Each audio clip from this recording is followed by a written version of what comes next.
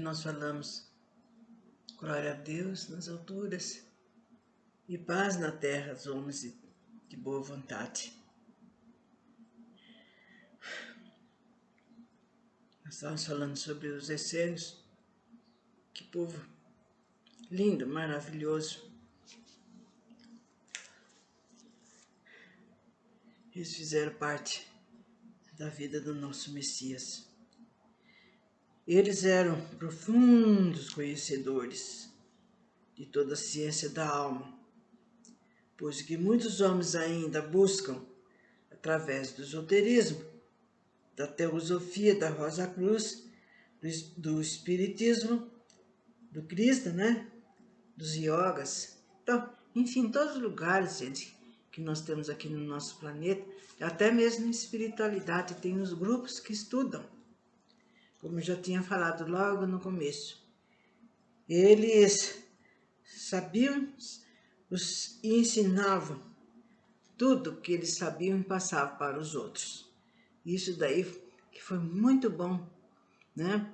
Porque eles, antes deles irem deixarem nosso planeta, que com toda certeza naquela época, eles deixaram então para Jesus e também os seus discípulos, né? Para passar além, ir avante. Os últimos dias da vida de Jesus.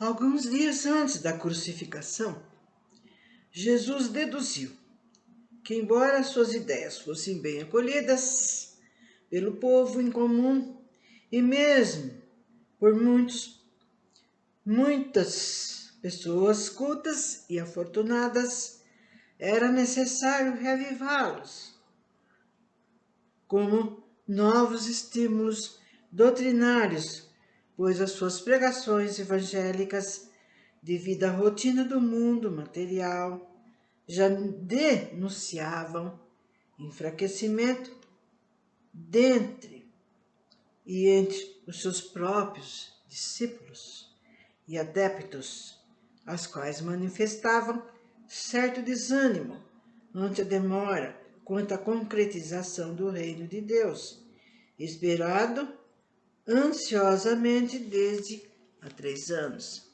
Então Jesus notou, gente, que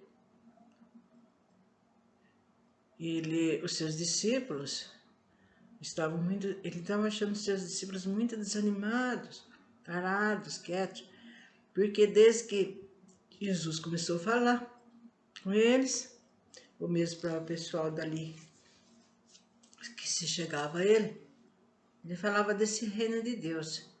Então eles, os hebreus, estavam achando que estava demorando a aparecer esse reino de Deus, que tanto Jesus falava. Então eles ficavam por aqui, por ali, desanimado, né? Olhando, mas que hora será? Que hora bendita será que vai aparecer esse tal de reino, né? Será que é hoje? Será que é amanhã? É como é quando a gente fala para as crianças, né? Olha, você faz isso, faz aquilo, depois você vai ganhar um presentinho, qualquer coisa. E a criança ficou, mas que hora que eu vou ganhar? Quando você vai me dar? E fica ansiosa. E Jesus começou a notar que, embora ele tivesse ensinado de uma maneira salutar, e que eles entenderam, mas ele estava vendo que o negócio estava mudando de aspecto, né? Seus discípulos estavam muito quietos, muito desanimados, sem atitudes. Aliás, tal situação era justificável, pois aquela gente supersticiosa e imediata não possuía força espiritual suficiente para alimentar durante muito tempo um ideal que estaria muito acima do prosaico da vida humana. Essas criaturas escravas do meio ambiente, cuja ventura e prazeres dependiam exclusivamente das compensações materiais. Jesus também se preocupava com os laços de família e as obrigações que ainda prendiam diversos dos seus discípulos mais chegados, os quais mostravam-se ansiosos pelo término dessa peregrinação incessante pela cidade da Judéia. Porque aí eles começaram, né? Porque, olha, entre eles existiam os que eram mais velhos, mais velhos, casados, tinham famílias, tinham prole para alimentar, para ver. E tinham os mesmos solteiros, eles tinham que ver a sua família também. Pais doentes, problemas para resolver. Então eles ficaram inquietos, né? Achando que aquilo que Jesus falou ia ser resolvido na hora, no dia, no tempo. E Jesus começou a perceber mesmo isso e começou a já pensar, né? A meditar sobre isso, sobre como ele deveria seguir então, para que a causa não morresse assim, sem mais, sem menos, sem conclusão nenhuma.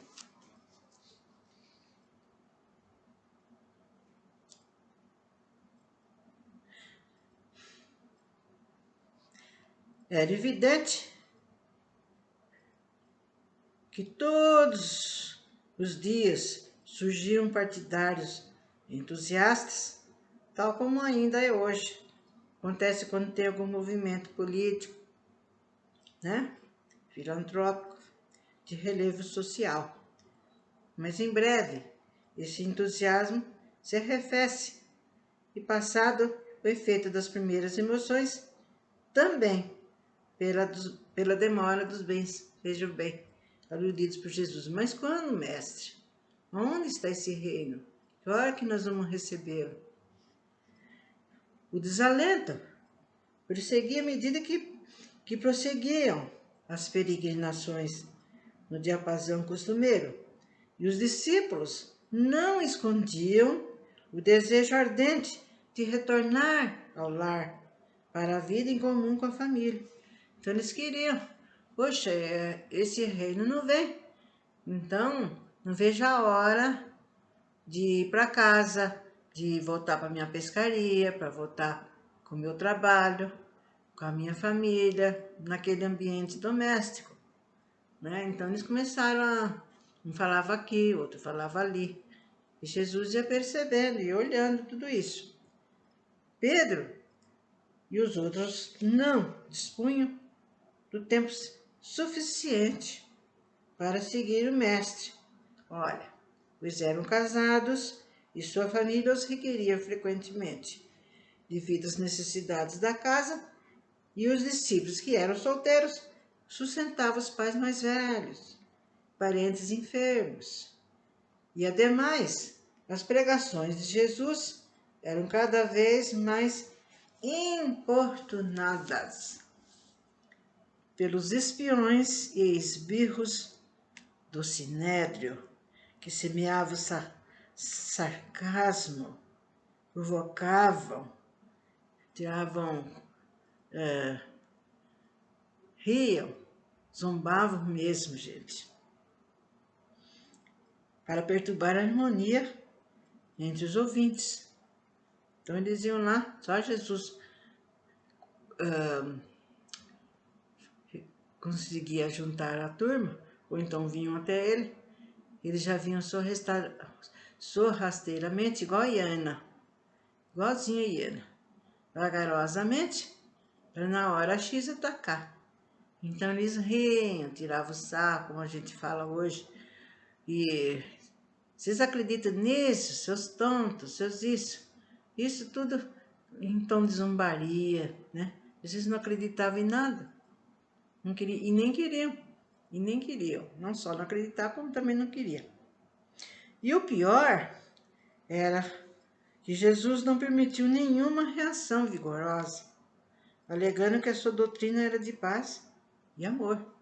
Então, quando acontecia isso, igual uma vez que ele estava falando, os apóstolos, nossa, eles ficavam bravos, ficavam impacientes.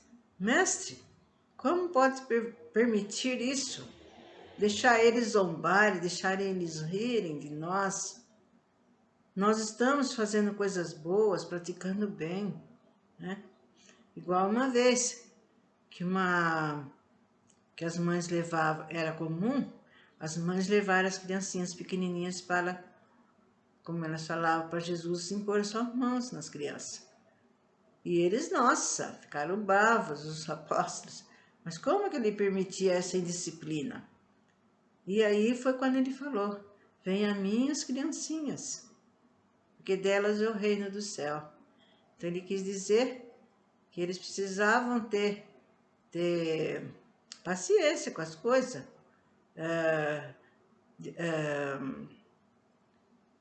encarar aquela situação e não discriminar ou incriminar ou ficar irritado, bravo. E Jesus, com toda a sua bravura, digo, é bravura também porque ele foi um bravo mesmo, gente.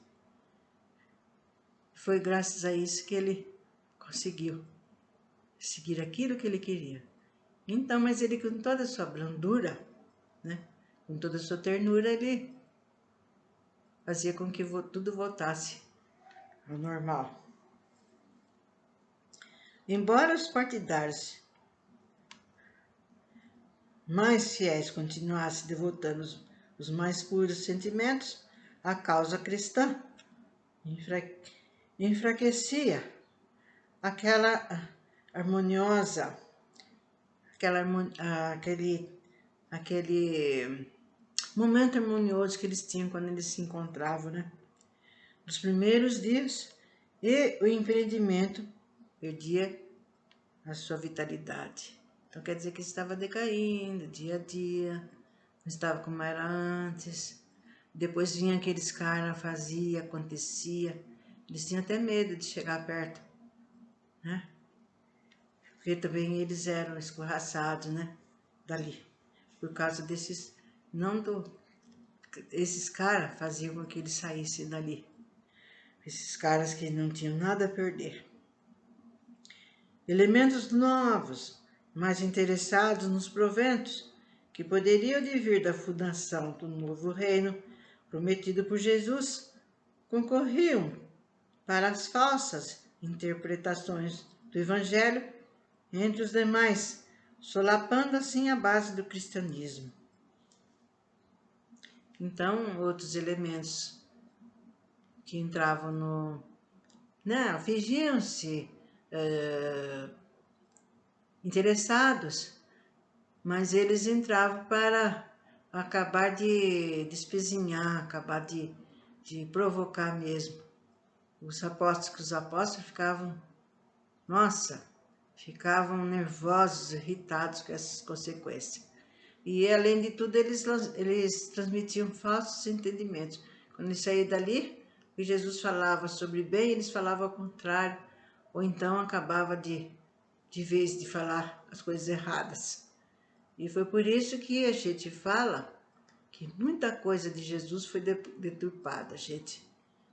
Principalmente desses elementos que não tinham nada a perder, dos sacerdotes que estavam achando que eles estavam perdendo os seus fiéis por causa de Jesus e que estava atrapalhando a vida deles, estava incomodando a vida deles, seus cofres, né, nas suas sinagogas.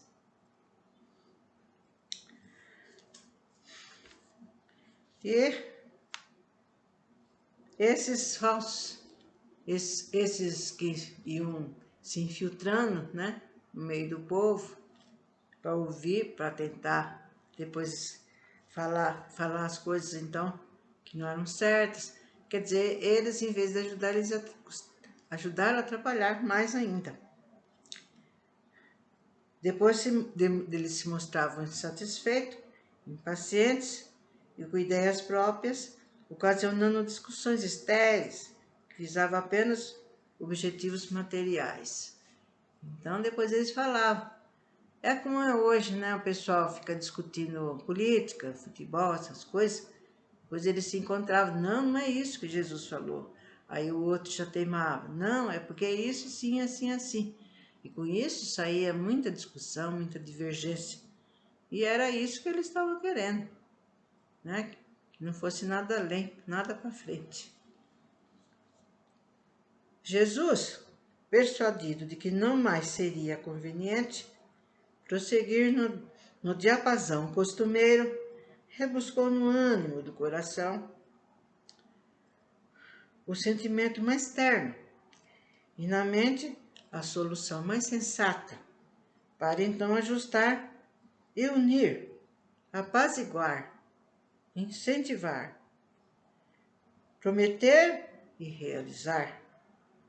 Né? Porque eles ficavam, Jesus, onde está o reino que você nos prometeu que a gente ia entrar nesse reino? Né? Igual criança, gente, igualzinho criança. Mas Jesus teve que mudar sua maneira de ser, sua maneira de lidar, porque ele sabia que não ia dar certo assim. E ele tinha que encontrar um modo de ser para que eles assistissem, né? Escutassem pacientemente e não ficassem desanimados, esperando que coisas melhores pudessem aparecer. Né? Que tinha que entrar em ação sim, mas em benefício, sempre em benefício ao próximo.